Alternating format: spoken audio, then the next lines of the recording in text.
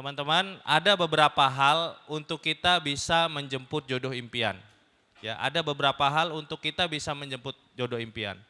Ada sebagian mungkin yang pernah ikut kajian dari saya, selalu ini saya katakan, selalu ini saya ulang-ulang bahwa hal pertama ketika kita ingin mendapatkan jodoh impian kita, ketika kita ingin mendapatkan jodoh dunia akhirat kita, hal pertama yang perlu banget untuk kita selesaikan, hal pertama yang perlu banget untuk kita perbaiki adalah niat kita. Apa? Niat kita. Niat teman-teman. Kenapa? Karena dengan lurusnya niat maka akan sempurnalah pertolongan Allah. Kalau kita niatnya lurus karena Allah maka akan sempurna pertolongan Allah untuk kita. Teman-teman, semua dari kita saya yakin ketika ditanya teman-teman ahwat, ihwan, ya ihwan yang di depan, ahwat yang di depan dan yang di tengah yang di belakang. Kalau misalnya pengen nikah niatnya karena apa? Pasti jawabannya lillahi ta'ala. Ya, niatnya karena apa? Pasti jawabannya adalah lillahi ta'ala. Tapi teman-teman ketika kita detailkan lebih dalam lagi, kita nanti akan mengetahui bahwa bisa jadi apa yang kita sampaikan niat kita menikah, kita ingin mencintai seseorang karena Allah, tapi bisa jadi dalam perjalanannya akan ada goyangan-goyangan atau perbedaan-perbedaan dari apa yang kita harapkan di awal, kita niatkan di awal. Kita coba untuk tes teman-teman ya. Teman-teman, kita semua yakin, kita semua berharap bahwa kita niat menikahnya karena Allah Subhanahu wa taala. Tapi dalam perjalanannya teman-teman perlu menjawab dan teman-teman bila perlu memfoto, menuliskan hal ini agar ini menjadi guide atau sebuah koridor teman-teman ketika mengharapkan pernikahan yang karena Allah, mengharapkan cinta yang karena Allah. Teman-teman catat ini, teman-teman foto ini, kemudian nanti ketika teman-teman mengenal seseorang, berusaha mencintai seseorang, berusaha menikah dengan seseorang, teman-teman cek ke dalam diri teman-teman, apakah hal ini benar-benar ada pada diri teman-teman atau tidak. Kenapa? Karena niat lillahi ta'ala, niat karena Allah Subhanahu wa ta'ala, itu menghendaki jawaban-jawaban di bawahnya. Sekarang kita bahas satu-satu ya teman-teman ya. Kita semuanya sepakat ya bahwa kita akan menikah untuk meraih ridho dan surganya Allah Subhanahu wa ta'ala. Yang selanjutnya adalah kalau kita menikah niatnya meraih ridho surga Allah, maka pertanyaannya adalah kalau saya menikahnya untuk meraih ridho dan surganya Allah, maka hati saya akan semakin apa? Tenang ya, semakin tenang. Semakin tenang atau semakin galau? Tenang ya. Jadi kalau teman-teman nanti nikahnya, cintanya, suka sama seseorangnya, ta'arufnya, khidbahnya, walimahnya karena Allah, maka teman-teman cek ke hati teman-teman bahwa teman-teman dengan cinta itu, dengan proses menikah itu, hati teman-teman akan semakin tenang. Walaupun ta'arufnya enggak berjalan lancar, benar ya? Walaupun undangannya tiba-tiba datang ya. Walaupun hati kita akan semakin tenang. Kenapa? Karena dengan banyak mengingat Allah hati kita semakin tenang.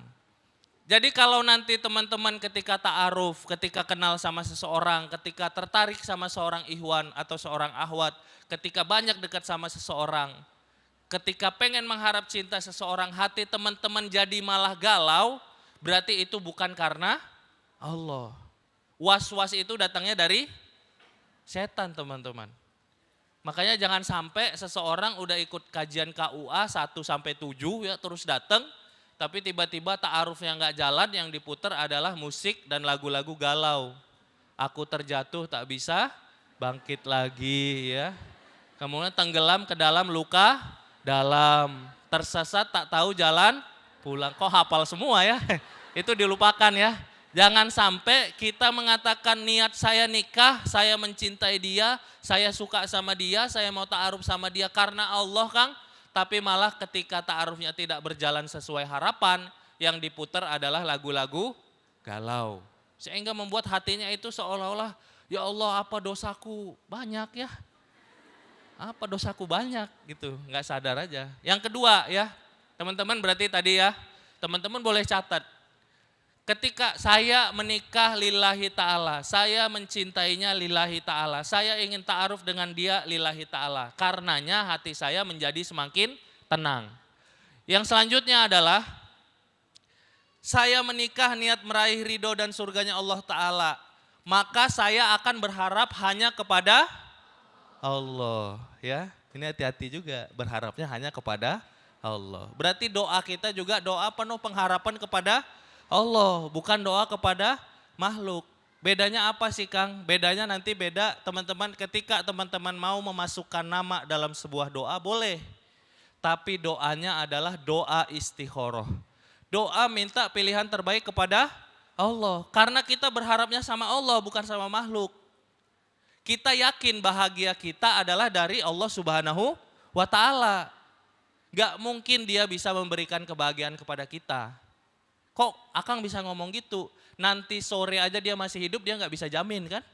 Apalagi ngejamin bahwa kita akan bahagia bersama dengannya. Saya menjamin kamu pasti bahagia sama saya, gak bisa. Yang ngejamin adalah Allah. Kita berharapnya sama Allah. Makanya doanya, doa istikharah, minta pilihan terbaik kepada Allah. Boleh menyebut nama orang tapi dalam doa istikharah. Ya Allah, kalau dia yang terbaik, maka mudahkanlah dan jodohkanlah. Kalau dia bukan yang terbaik, maka jauhkan dia dariku, berikan aku ganti yang lebih baik dan berikan aku kesabaran, kan gitu kan? Tapi kalau berharapnya bukan kepada Allah, maka doanya adalah doa menyebut nama dengan memaksa. Ya Allah, hanya dia yang terbaik untukku. Wah, ya. Ya Allah, kalau enggak sama dia apa jadinya diriku? Ya Allah, kalau dia tidak menerimaku maka terimalah dia di sisimu. Ya, jangan teman-teman, jangan. Karena enggak boleh, ya. Jadi ketika kita memaksa kepada Allah, sesungguhnya kita bukan berharap sama Allah, tapi kita berharap sama manusia. Cuma harapannya pemaksaan itu kita bawa ke dalam doa. Ya Allah, saya kalau enggak naik mobil Pajero, saya enggak akan bahagia, enggak akan selamat. Itu kan doa orang yang maksa. Ya kan? Seolah-olah bahwa itu adalah kebahagiaan. Seolah-olah orang yang kita harapkan dengan satu nama tapi tidak memberi kesempatan untuk Allah memilihkan yang terbaik, seolah-olah itu adalah doa yang memaksa. Itu artinya harapannya bukan kepada Allah tapi kepada manusia sebenarnya. Allah itu hanya sebagai tanda checklist saja. Ya Allah, saya yang paling tahu bahwa dia yang paling baik untuk saya, seolah-olah kan gitu ya. Ya Allah, kalau enggak sama dia lebih baik saya mati aja. Ya Allah, kalau enggak sama dia saya akan sedih dan sebagainya. Teman-teman catat poin kedua, ketika kita niat meraih ridho dan surganya Allah, maka kita berharapnya hanya kepada Allah. Doa kita menyebut nama seseorang bukan dilarang, tapi doalah dalam doa istikharah teman-teman. Yang selanjutnya, ketika saya niat meraih ridho dan surganya Allah, saya akan banyak mengingat dan berbicara kepada Allah teman-teman. Jadi kalau teman-teman menyukai seseorang, berproses dengan seseorang, ingin menikah dengan seseorang, dalam proses menuju pernikahan, teman-teman jam 2 malam kebangun, yang teman-teman lakukan adalah wudhu, sholat tahajud, banyak mengadu, banyak berbicara kepada Allah. Kalau niatnya memang untuk raih ridho dan surganya Allah. Tapi kalau harapannya kepada orang, yang teman-teman lakukan adalah teman-teman bangun, cuci muka, buka jendela, lihat bulan purnama, kemudian membayangkan wajahnya seindah purnama tersebut, ya. Kemudian nulis-nulis puisi, apakah engkau melihat purnama yang sama, ya? Enggak, orangnya lagi tidur ya, enggak ngelihat. Ya. Beda banget kan? Sama-sama bangun, tapi yang satu banyak membayangkan orang tersebut, yang satu banyak langsung berharapnya hanya kepada Allah. Teman-teman, selanjutnya ketika kita mengatakan niat kita menikah untuk meraih ridho dan surganya Allah, maka kita akan melakukan yang Allah ridhoi, yang Allah cintai. Melakukan yang Allah ridhoi, yang Allah cintai. Dan yang sama, karenanya saya akan menjauhi yang Allah benci, teman-teman. Kalau Allah benci kita berdua-duaan dengan seseorang, kita nggak akan mau berdua-duaan, walaupun kita sayang banget sama dia. Kang, saya sayang banget Kang sama dia, baper banget saya. Dia baru ngetik WA, apa? Lagi mengetik apa sih namanya ya? Hah? Iya lagi typing aja udah baper gitu kan. Belum keluar itunya udah baper Kang. Tapi bapernya saya itu saya tahan. Kenapa? Karena saya ingin niat menikah dengan dia itu karena Allah Subhanahu wa taala, maka saya melakukan yang Allah cintai, saya menjauhi yang Allah benci. Saya nggak mau diajak berdua-duaan, saya nggak mau diajak bermesra-mesraan belum waktunya. Saya nggak mau Kang dipanggil Umi walaupun pengen banget ya. Panggil Umi ya, nggak usah teman-teman. Nah teman-teman, ini ketika teman-teman foto, ketika teman-teman ingat-ingatlah ini ketika teman-teman nanti dalam proses tertarik kepada seseorang, bertaaruf dengan seseorang, dikhidbah dengan seseorang, menuju pernikahan. Bahkan ketika teman-teman nanti sudah menikah, punya anak-anaknya besar-besar, teman-teman ingat-ingatlah ini. Ketika teman-teman nanti kecewa, teman-teman pengen marah sama suami dengan kata-kata yang gak baik. Suamiku aku pengen ngomong gak baik 10 kali sama kamu. Cuma ingat-ingat di sini karena saya akan menjauhi yang Allah benci. Nikahku itu ingin melakukan yang Allah cintai, ingin menjauhi yang Allah benci. Maka aku bersabar. Ini terkesannya klise tapi pondasi banget teman-teman. Ketika teman-teman menjalani dengan jalan niat meraih ridho dan surganya Allah, maka nanti Allah akan memberikan pertolongan-pertolongan yang luar biasa kepada teman-teman. Di sini mungkin ada ya teman-teman, ada yang sudah merevisi pernikahannya, target menikahnya 1 kali ya, targetnya 2018, sekarang yang revisian ya, versi revisi pertama. Kan biasa gitu ya kalau saya dulu pas ngerjain skripsi kan gitu ya.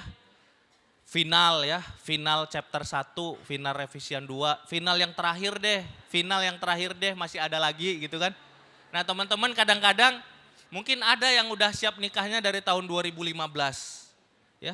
Sehingga ini adalah revisian yang keempat ya. Gak usah angkat tangan, gak saya minta angkat tangan. Teman-teman ketika teman-teman sudah merasa siap untuk menikah, sudah banyak belajar ilmu-ilmunya. Hari ini adalah kajian pranikah yang ke-15 kali misalnya.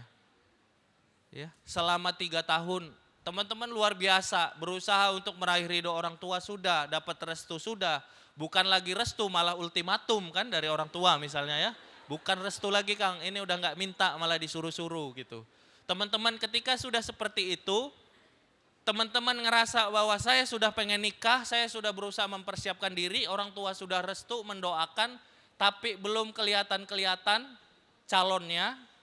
Maka kalau ada pertanyaan ke saya, kira-kira apa yang perlu untuk dilakukan? Yang pertama kali perlu dilakukan adalah luruskan niat. Luruskan dan terus perkuat niat. Perkuat itu dengan hal-hal tadi teman-teman. Perkuat itu dengan hal-hal bahwa ternyata niat lillahi ta'ala itu menginginkan hal-hal yang ada di bawah-bawahnya. Niat itu menginginkan amal-amal kita. Kalau kita niat menikah karena Allah, maka kita mengharapnya sama Allah. Kalau kita niat menikahnya karena Allah, maka kita hatinya akan semakin tenang. Kalau kita niat menikah sama Allah, maka kita melakukan yang Allah cintai, kita menjauhi yang Allah benci. Kalau kita niat menikah karena Allah, maka kita akan semakin banyak berbicara berdua-duaan dengan Allah Subhanahu wa taala. Ketika itu sudah kita lakukan, maka insya Allah akan datang pertolongan Allah. Dan ketika Allah sudah menolong, teman-teman tidak akan ada sesuatu pun yang bisa menghalangi.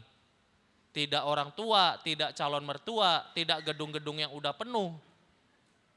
Tidak calon yang diharap-harapkan ternyata lagi ta'aruf sama orang lain menurut data A1 Intel teman-teman kita misalnya ya. Teman-teman ketika Allah sudah menolong, maka akan ditolong teman-teman. Maka akan lengkaplah usaha teman-teman. Kenapa? Kita ditolong adalah oleh sesuatu, oleh Tuhan yang tidak mungkin akan mengecewakan kita. Kita ditolong oleh sesuatu Tuhan yang tidak mungkin akan mengecewakan diri kita. Maka caranya kalau kita pengen ditolong oleh Allah, maka niat kita luruskan karena Allah. Kita udah sering banget teman-teman, ketika ingin melakukan sesuatu, niat kita benar-benar lurus dan benar-benar kuat, kita insya Allah bisa. Teman-teman di sini di Kalam Ukhuwahnya temenan sama ODOJ, mungkin ada di sini yang ikut ODOJ ya, One Day One Juice. Biasanya niat yang kuat di awal-awal biasanya. Tapi ketika teman-teman niatnya kuat banget, apapun yang terjadi, teman-teman lagi perjalanan, teman-teman lagi sakit, teman-teman bisa tuh 1 jus, benar nggak? Tapi ketika memang teman-teman niatnya itu lemah, azamnya itu lemah, tekadnya itu lemah, niatnya itu enggak lurus. Teman-teman enggak dalam keadaan apapun, lagi nganggur, sepi, enggak ada kerjaan, teman-teman enggak bisa 1 juz. Boro-boro 1 juz, 2 halaman aja kadang-kadang berat. Teman-teman ketika niatnya benar-benar kuat, teman-teman sholat tahajud kebangun enggak? Kebangun, pernah enggak? Sholat tahajud kebangun tanpa nyetel alarm, pernah enggak? Pernah kan? Pernah nggak pengen sholat tahajud tapi kita sebelum tidur udah tahu tuh kayaknya udah mulai agak malas-malesan kita. Walaupun kita setel alarm, kebangunnya sih kebangun teman-teman. Cuma buat ke toilet doang, benar nggak? Ke toilet, wudhu, kemudian tidur lagi. Kenapa? Teman-teman, rahasianya adalah ternyata ibadah kita termasuk pernikahan itu bukan 100% ditentukan oleh usaha kita. Tapi ternyata ditentukan juga dan yang paling penting adalah pertolongan dari Allah. Kita bisa sholat tahajud itu hidayah Allah lebih besarnya teman-teman. Pertolongannya Allah lebih besar. Mau 10 alarm, mau sampai orang tua kita ngebangunin, kalau kita memang niatnya itu luar biasa nggak kuat, kita nggak akan bisa sholat tahajud. Maka teman-teman, kalau pengen pernikahannya, kalau teman-teman ingin pernikahannya itu dimudahkan oleh Allah Subhanahu wa taala, luruskanlah niat seperti kekuatan teman-teman tadi niatnya untuk sholat tahajud. Luruskan niat dan terus perkuat, benar-benar diperkuat sehingga Allah menurunkan pertolongannya. Yang kedua, teman-teman, kita agak cepat waktunya terbatas, mindset tentang jodoh impian. Nih ya, saya menganalogikan dengan analogi yang gampang. Dalam surat At-Tahrim, surat ke-66, ayat 6, Allah Subhanahu wa taala itu memerintahkan kepada orang-orang yang beriman untuk menjaga diri dan keluarga dari api neraka. Berarti kita titik finishnya adalah diri kita dan keluarga kita selamat dari api neraka. Berarti apa? Kita sama-sama masuk surga. Karena di akhirat itu enggak pilihannya kalau enggak neraka berarti masuk ke surga. Berarti titik finish sebuah keluarga, seorang muslim, keluarga muslim itu adalah dirinya dan keluarganya semuanya sama-sama masuk surga. Teman-teman, kalau misalnya ujung perjalanan dengan sepeda ini kayuhannya adalah jarak 1000 km. Kemudian yang disebut tujuan adalah masuk titik finish surga jauhnya 1000 km bersama-sama. Ngayuhnya itu berdua, keluarga itu ngayuhnya itu berdua minimal, suami sama istri. Ya, suami yang di depan dia mengarahkan setirnya, istri yang di belakang dia membantu. Kalau seperti ini berarti teman-teman yang perlu teman-teman untuk lakukan adalah mindset jodoh impian teman-teman adalah 2 hal. Yang pertama adalah dia yang bisa ngayuh sepeda, bener gak? Kalau bisa jangan gede-gede banget badannya kan berat ya. Gede gak apa-apa kalau misalnya kayuhannya kenceng gak apa-apa kan gitu ya. Minimal dia yang bisa ngayuh sepeda. Dia yang punya kemauan untuk belajar dan terus memperbaiki upayanya untuk ngayuh sepeda. Yang kedua adalah dia yang visinya itu sama-sama menuju titik ke 1000 kilometer. Kebayang kalau pintar ngayuh sepeda tapi yang satu mau ke kanan, satu mau ke kiri. Berarti yang disebut jodoh impian untuk bisa sama-sama masuk ke surga minimal punya 2 hal. Yang pertama adalah dia yang baik agama dan akhlaknya. Yang kedua adalah dia yang punya visi bersama dengan kamu sama-sama masuk ke surganya Allah Subhanahu wa taala. Kebayang kalau misalnya yang satu ngayuh sepeda, yang satu nggak mau. Ketika jalanan datar udah kecapean nih suaminya, bener gak? Akang-akang ya, abang-abang, bener gak? Ngayuhnya cuma sendiri. Kebayang kalau misalnya jalannya itu tanjakan, kebayang. Sepedanya gak naik. Kalau udah gak naik, pilihannya sama-sama mundur atau penumpang yang di belakang disuruh untuk turun. Muncullah istilah perceraian. Kalau cuma satu yang ngayuh, pilihannya kalau enggak dua-duanya mundur, salah satunya harus diturunkan, berpisah, enggak sama lagi. Jadi teman-teman yang disebut mindset jodoh impian adalah kita ketika menginginkan jodoh impian, maka kita menginginkan jodoh sehidup sesurga, kita menginginkan jodoh yang baik agamanya, yang kedua visinya adalah visi akhirat, sama-sama ke surganya Allah Subhanahu wa taala. Dan untuk itulah kita butuh ta'aruf. Kita butuh untuk ta'aruf. Kalau teman-teman seseorang itu udah teman-teman kenal baik, agamanya baik, akhlaknya mulia, kemudian visinya luar biasa, teman-teman ta'arufnya mungkin hanya sebentar atau bahkan gak perlu ta'aruf sama dia kalau memang sudah sangat kenal. Teman kecil, SD bareng, SMP bareng, kuliah bareng, kerja bareng, ya, organisasi bareng, udah kenal, apalagi yang mau ta'aruf. Tapi teman-teman, kenyataannya ahwat ikhwan sekarang banyak seseorang yang menjadi calonnya adalah seseorang yang belum dikenal atau belum terlalu dikenal. Makanya kalau kita lihat zaman dahulu Rasulullah, Fatimah radhiyallahu anha dengan Ali nggak pakai ta'arufan kan? Langsung aja dinikahin. Kenapa? Udah sangat dikenal. Akhlaknya mulia, agamanya bagus, visinya sama-sama menuju surga. Hafsah radhiyallahu anha anaknya Umar bin Khattab langsung dinikahkan dengan Rasulullah. Tapi kalau kita generasi akhir zaman, kita nggak bisa pakai cara seperti itu. Kenapa? Karena laki-lakinya umumnya belum kita kenal. Perempuannya belum kita kenal. Makanya jangan ada pertanyaan, Kang dulu Fatimah sama Ali kan gak ta'aruf, kenapa Akang ngajarin ta'aruf? Ya Fatimah sama Ali udah saling mengenal. Ali itu adalah yang tinggal bersama Rasulullah Shallallahu Alaihi Wasallam. Rasulullah tinggalnya lama sama Ali, gitu ya. Jadi teman-teman bisa jadi ada seseorang yang memang sudah dekat banget sama teman-teman, dari kecil udah bareng, teman-teman ta'arufnya gak perlu terlalu jelimet. Ta'arufnya nggak perlu terlalu panjang prosesnya. Bisa jadi hanya fokus bercerita tentang rencana-rencana ke depan dan mengklarifikasi beberapa hal. Jadi balik lagi ke yang tadi, jodoh sehidup sesurga itu adalah jodoh yang baik agamanya, mulia akhlaknya, dan punya visi untuk sama-sama menuju surganya Allah Subhanahu wa taala. Nah, di pertemuan yang KUA kelima, Kalam Ukhuwah kelima itu sudah dibahas tentang ta'aruf. Yang sekarang saya sedikit membahas tentang istikharah.